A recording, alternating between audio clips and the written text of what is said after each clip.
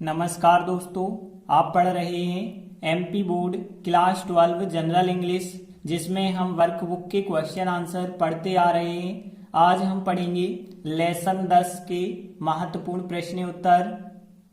तो देखिए 34वां क्वेश्चन 2012-2020 में पूछा गया है, इसलिए आईएमपी क्वेश्चन है।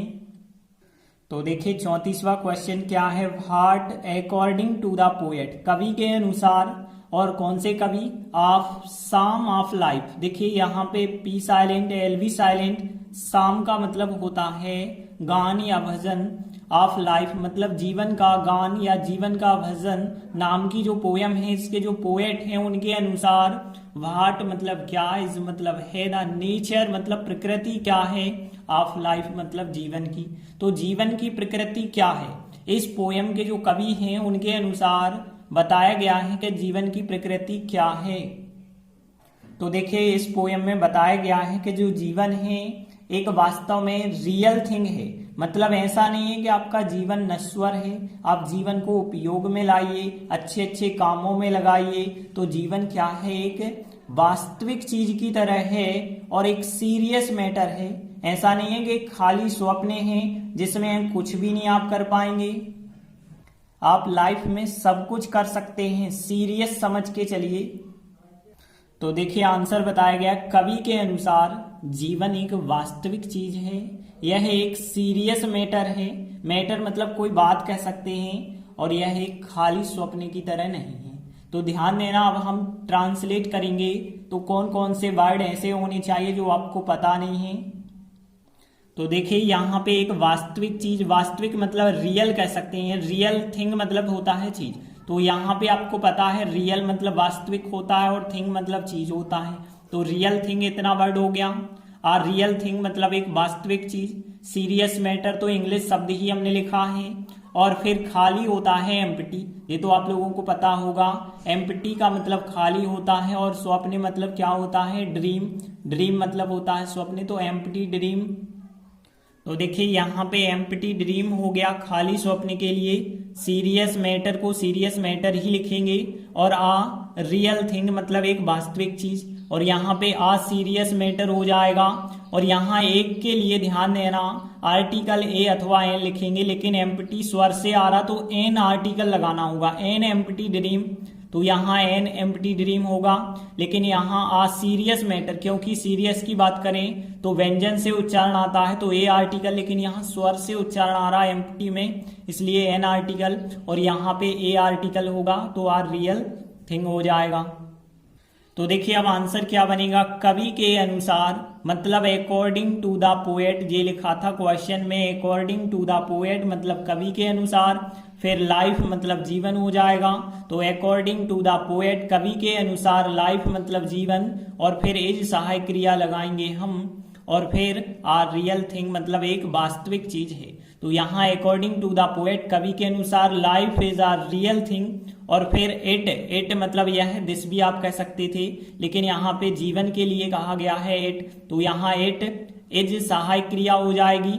It is a serious matter, ठीक है, सबसे पहले लिखेंगे आप it is a serious matter, फिर हो जाएगा इट, फिर सहायक क्रिया इज हो जाएगी, इट इज, ठीक है। इट इज नॉट मतलब नहीं है, एन एम्प्टी ड्रीम मतलब एक खाली स्वप्न नहीं है। तो देखिए आंसर कैसे बनाया, अकॉर्डिंग टू द पोएट कवि के अनुसार life is a real thing, it is a serious matter, it is not an empty dream.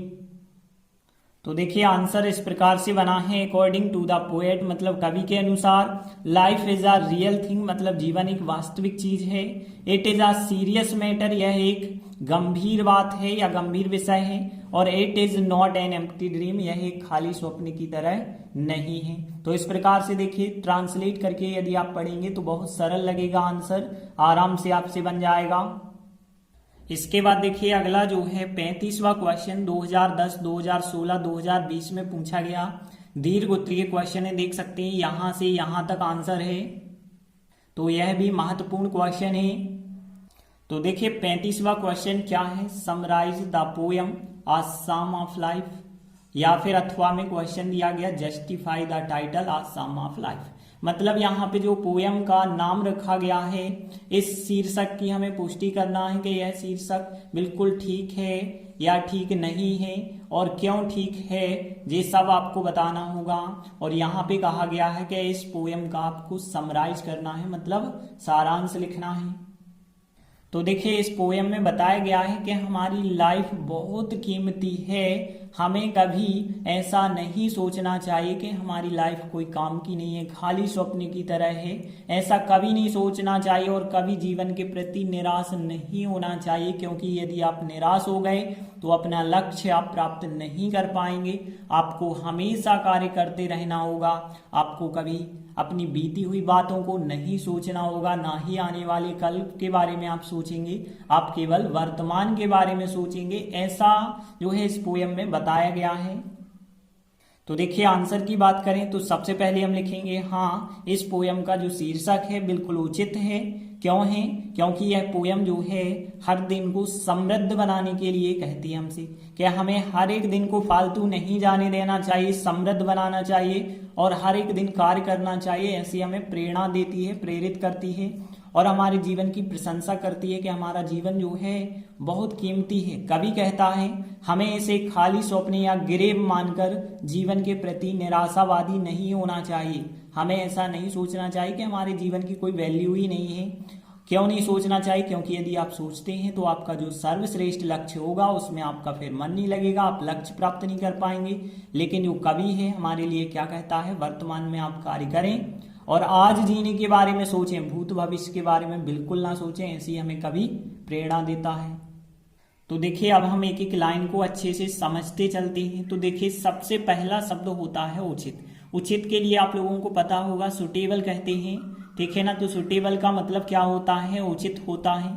तो यहाँ सुटेबल बस वर्ड की आवश्यकता थी। शीर्षक को कहते हैं टाइटल, क्वेश्चन में ही ऑफ द पोयम।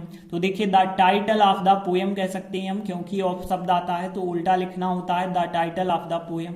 और हाँ मतलब यस कहेंगे आप, तो यस लिखा हमने और फिर इसके बाद लिखा the title of the poem, फिर एक सहायक क्रिया लगा के लिखा हमने सुटेबल मतलब उचित है, फिर लिखा हमने बिकॉज मतलब क्योंकि। तो yes the title of the poem is suitable because मतलब क्योंकि।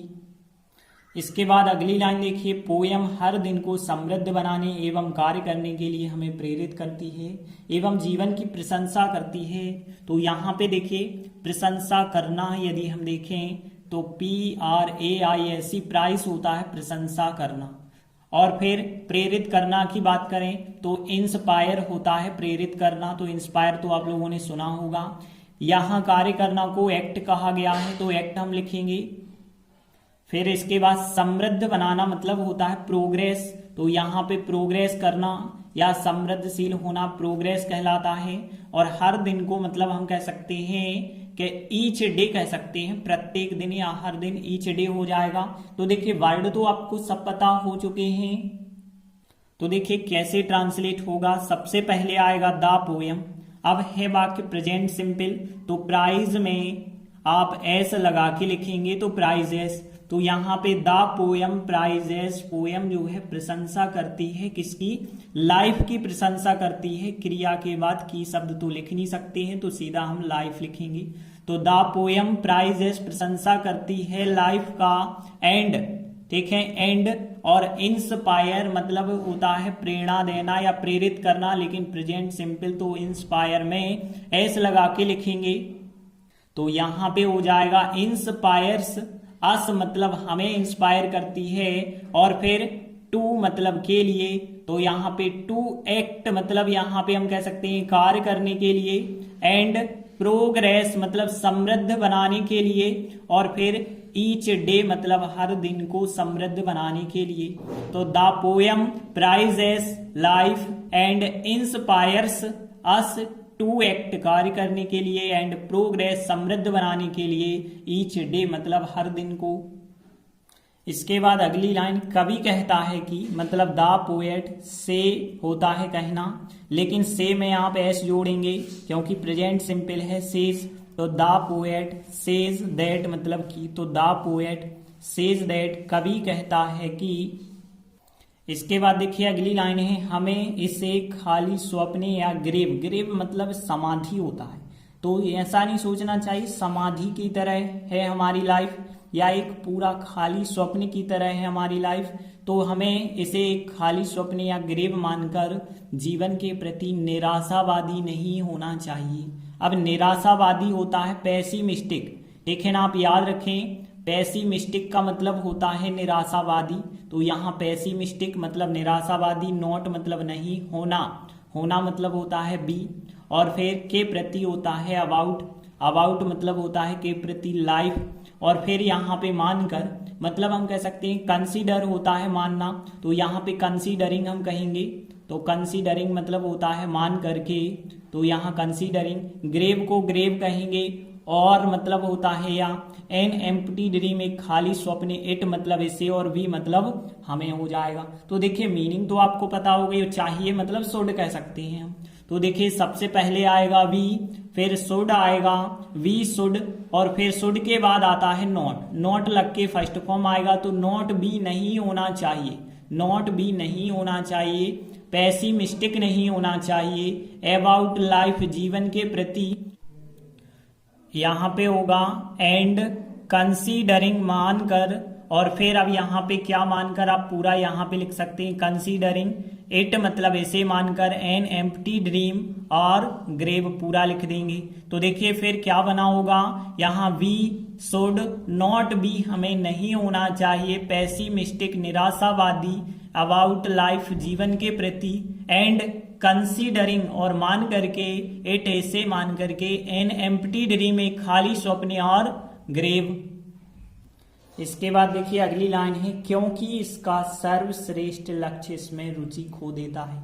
मतलब यदि आपने मान लिया कि हमारा जो लाइफ है खाली स्वप्न है या ग्रेव है, तो जो आपका लक्ष्य होगा, जो सर्वश्रेष्ठ लक्ष्य होगा, उसमें आपकी कोई रुचि नहीं रह जाएगी, मन नहीं लगेगा और आप वो लक्ष्य प्राप्त नहीं कर पाएंगे। तो देखिए यहाँ पे हम कहें बिकॉज, और इसका सर्वश्रेष्ठ लक्ष्य, इसका मतलब लाइफ का, इसलिए हमें कहना होगा इट्स, और सर्वश्रेष्ठ के लिए तो हमने एक शब्द पढ़ा था अल्टीमेट, अल्टीमेट का मतलब होता है सर्वश्रेष्ठ, और लक्ष्य मतलब गोल कह सकते हैं, तो अल्टीमेट गोल मतलब सर्वश्रेष्ठ लक्ष्य। इसमें मतलब इस लाइफ में हम बात कर रहे हैं तो इन इट कह सकते हैं, इन इट, और फिर रुचि मतलब इंटरेस्ट होता है, और खो देना मतलब लॉस कर देना, ठीक है। तो लॉस तो आप लोगों को पता ही है।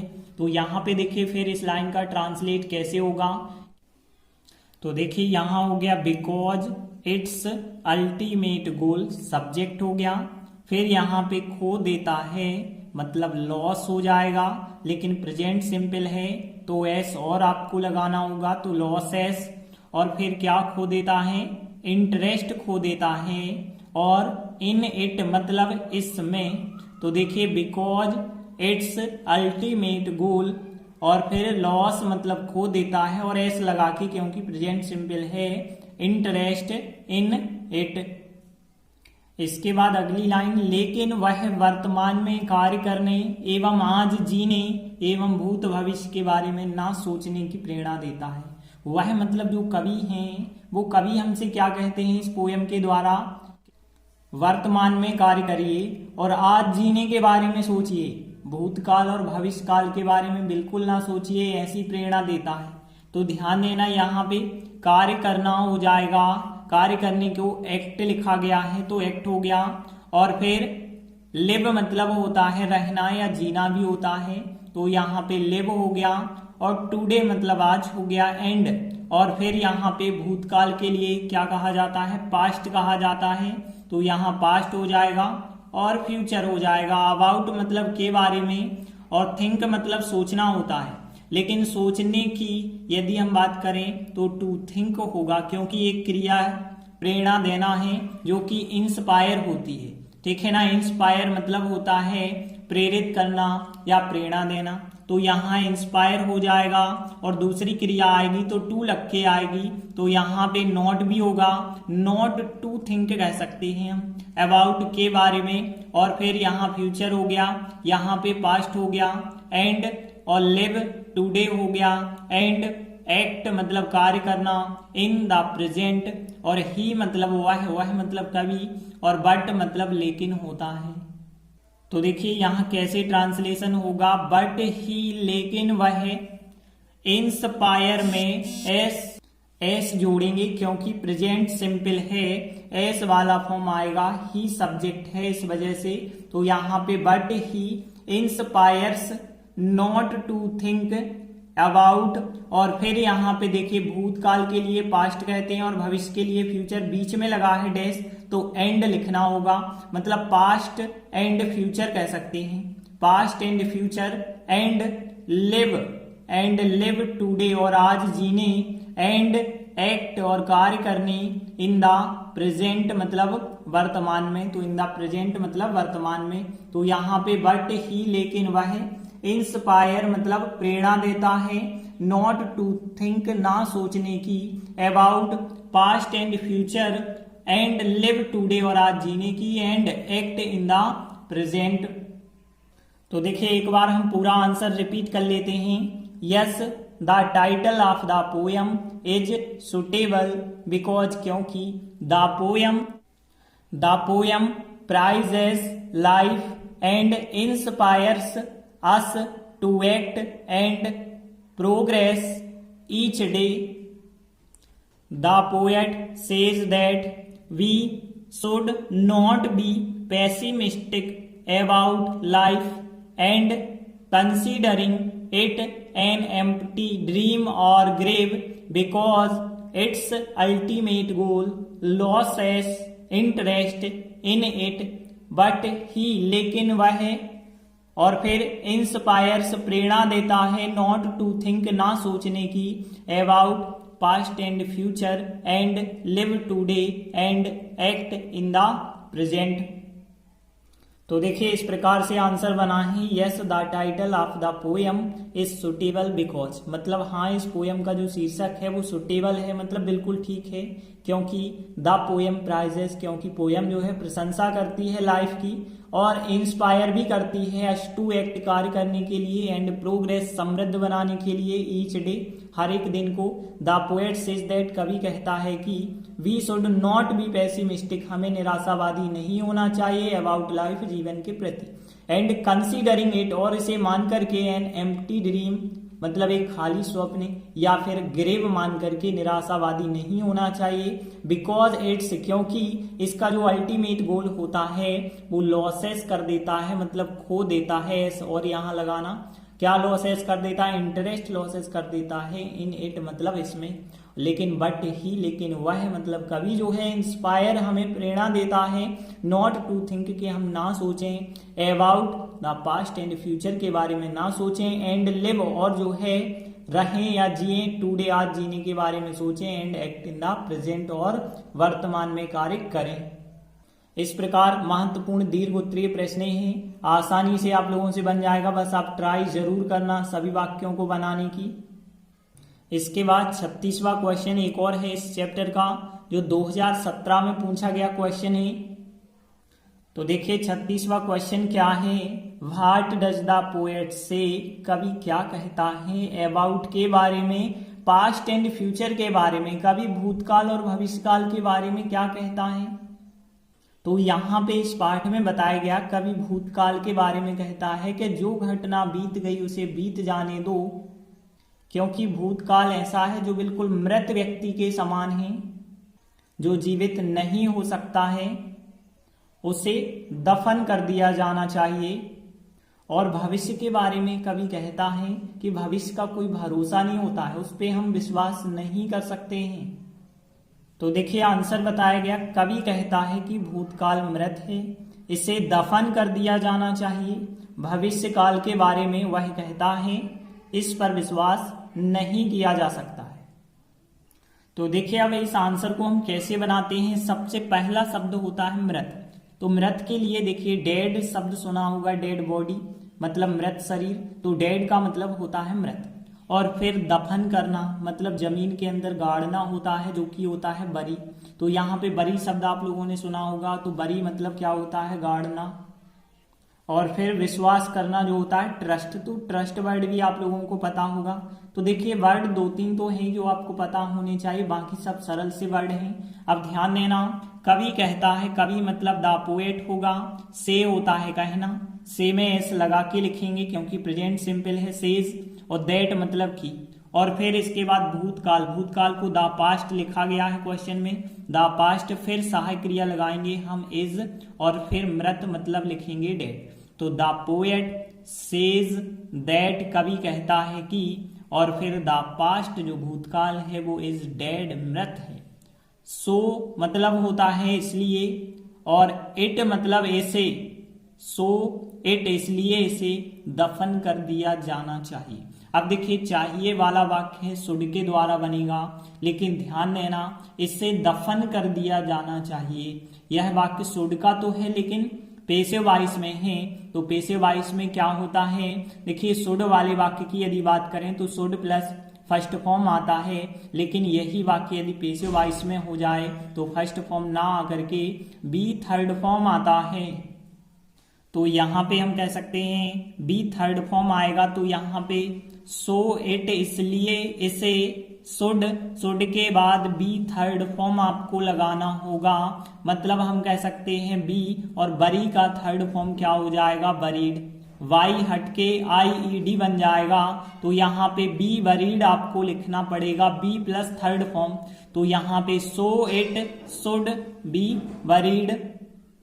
इसके बाद अगली लाइन भविष्य के बारे में वह कहता है, मतलब भविष्य को क्या कहते हैं, फ्यूचर, अबाउट मतलब के बारे में, और ही मतलब वह कहता है, प्रेजेंट सिंपल सेज हो जाएगा कहता।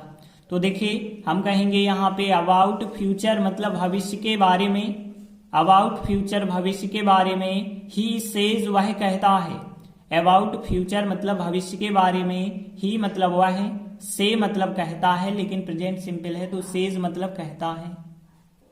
अगली लाइन है इस पर विश्वास नहीं किया जा सकता है। देखिए किसी व्यक्ति पर विश्वास करना जो होता है, किसी भी चीज पर विश्वास करना ट्रस्ट होता है, तो यहाँ पे नॉट भी आएगा, और फिर सकता है मतलब कैन वाला वाक्य होगा। तो देखिए जनरली कैन वाले वाक्य का स्ट्रक्चर क्या होता है, कैन नॉट फर्स्ट फॉर्म होता है।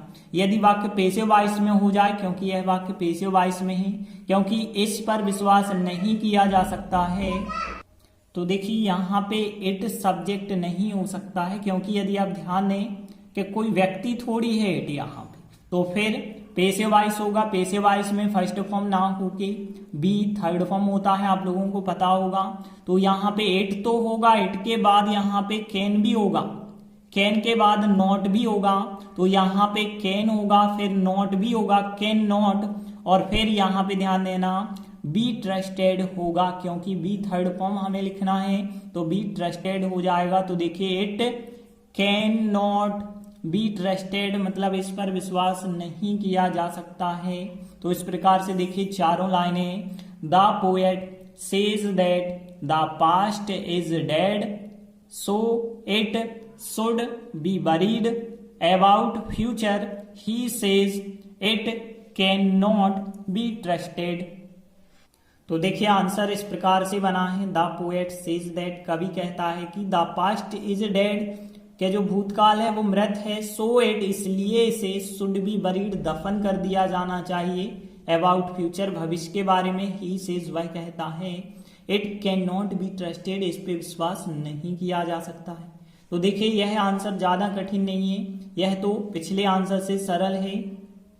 तो इस प्रकार से लेसन 10 के 3 ही महत्वपूर्ण क्वेश्चन हैं, तीनों यदि आप करके चलेंगे तो इनमें से ही कोई ना कोई क्वेश्चन पूछा जाएगा। धन्यवाद।